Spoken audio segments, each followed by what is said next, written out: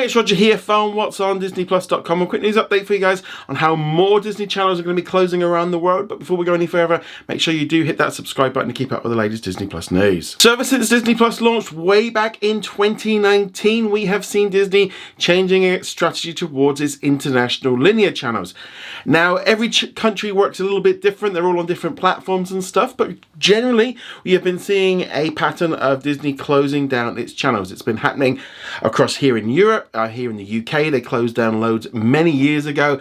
They've closed them down in Australia, also in Asia, and now they are looking to do something very similar in Latin America. Now, a couple of years ago, they did close down a suite of channels, including like Nat Geo World.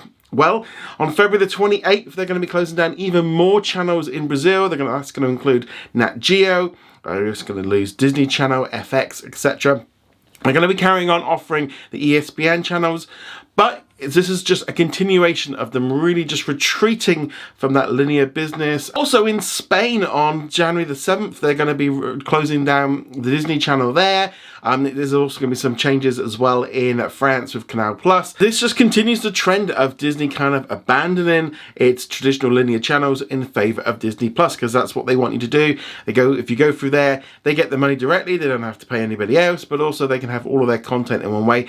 But also, more importantly, it's how the audience is telling them that that's the stuff that how they want to watch it. And that is the key thing here. Their data is showing that there's less and less people watching these channels and more people going to streaming, especially with kids shows. That's the key difference here, especially with Disney Channel things.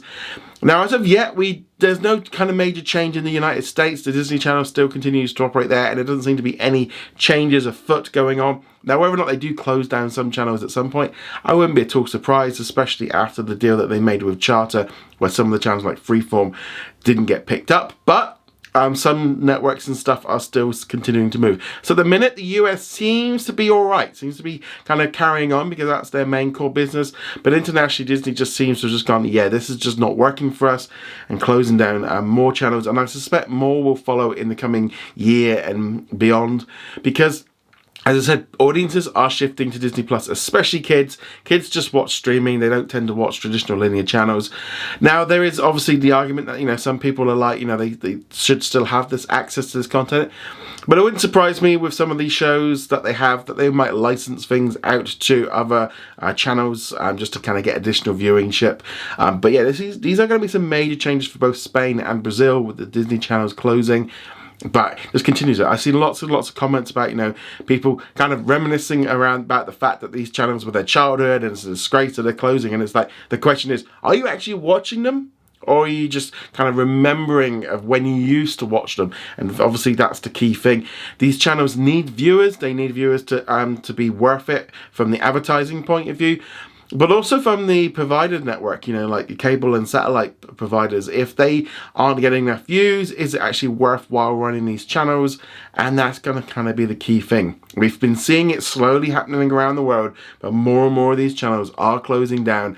And I think we're only going to see more of them. Here in the UK, they don't even have it. What really kind of gets me now with some of the stuff that they do is, like with the Disney Channel here in the UK, it's still very, very sort of bitty in terms of some of the new shows that come out. We don't get them at the same time as the US, which is annoying since we don't even have the Disney Channel. But that's my own little pet peeve. I think Disney really needs to kind of get to grips with global distribution of these shows a little bit better.